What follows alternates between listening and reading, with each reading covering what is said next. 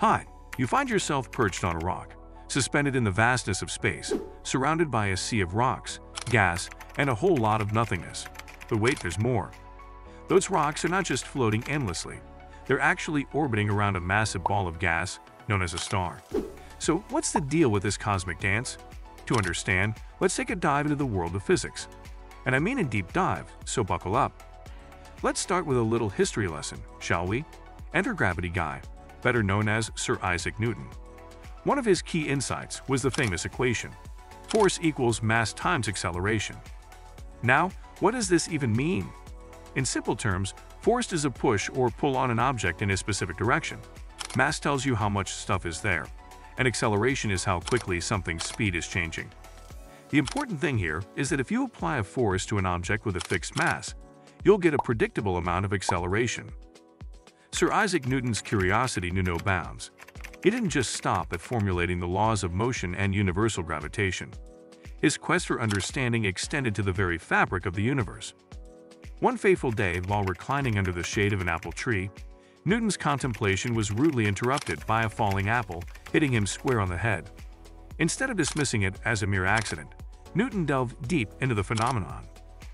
He pondered why the apple fell straight down, unlike other objects that might veer off in different directions when dropped.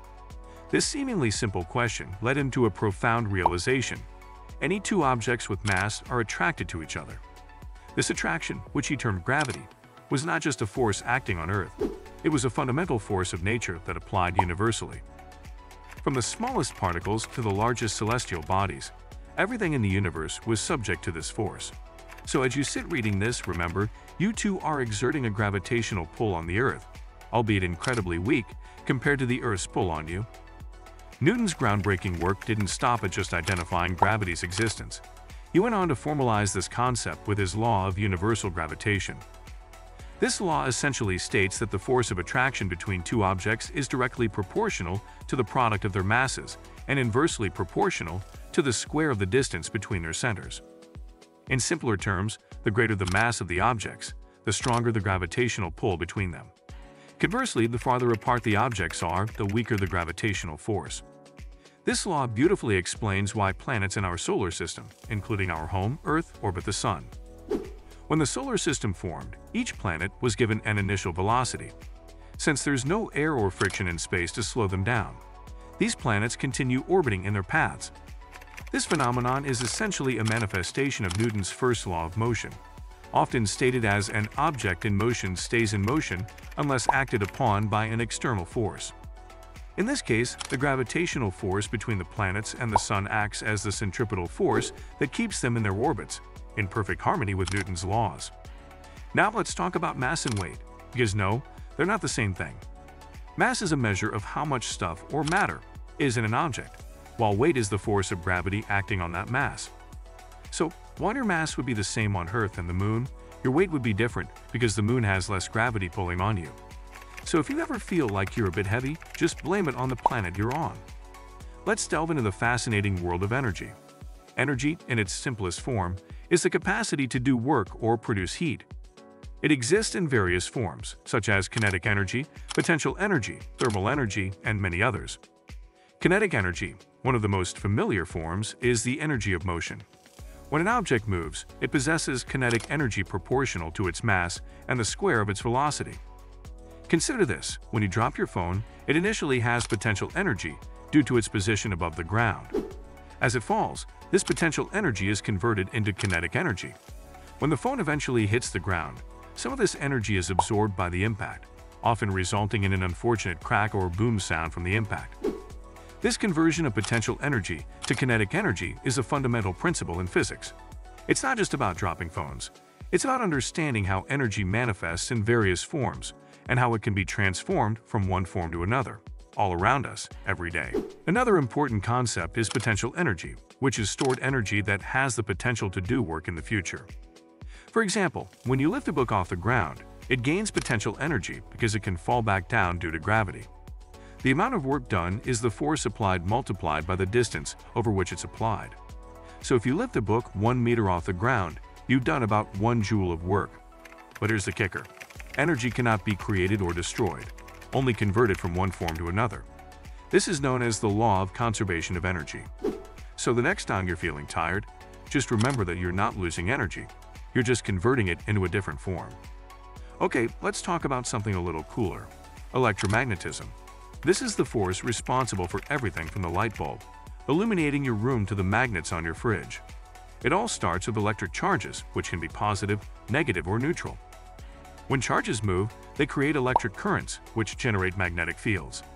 These two forces are so intertwined that they're often referred to as the electromagnetic force. Certainly, let's dive into the intriguing realm of quantum mechanics.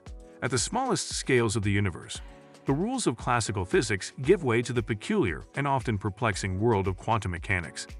Here, particles such as electrons and photons behave in ways that defy our everyday intuition. One of the most mind-bending concepts in quantum mechanics is superposition. According to this principle, particles can exist in multiple states simultaneously until they are observed. This means that an electron, for example, can be in two places at once or spinning in two directions at the same time. It's only when we measure or observe the particle that it chooses one of these states, a process known as wave function collapse. The idea of superposition and wave function collapse, rooted in quantum mechanics, offers a fascinating perspective on the nature of reality.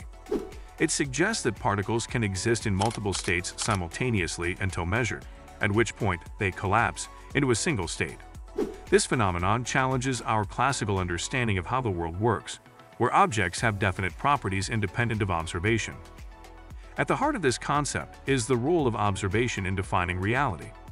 According to quantum theory, the act of measurement forces a particle to choose one of its possible states, seemingly influenced by the observer's actions. This raises profound questions about the nature of consciousness and its relationship to the physical world. Are we, as observers, actively participating in the creation of reality simply by observing it? Furthermore, this idea challenges the deterministic view of the universe, suggesting instead a probabilistic nature where outcomes are not predetermined but governed by probabilities. This has implications not only for the microscopic world of particles but also for our macroscopic world, where quantum effects are increasingly being explored and understood. The concepts of superposition and wave function collapse offer a glimpse into a reality that is far more nuanced and interconnected than our classical intuition would suggest. They invite us to rethink our understanding of the universe and our place within it, opening up new avenues for exploration and understanding. In the quantum world, particles can also become entangled, a phenomenon where the quantum states of two or more particles become linked, even when they are separated by vast distances. This spooky action at a distance, as Einstein called it, implies that particles can instantaneously influence each other's states, regardless of the space between them. So, there you have it, a whirlwind tour of the universe, from gravity to quantum mechanics. We barely scratched the surface of all there is to know, but hopefully, this has given you a glimpse into the fascinating world of physics. And who knows, maybe it's sparked a curiosity to learn more about the wonders of the cosmos.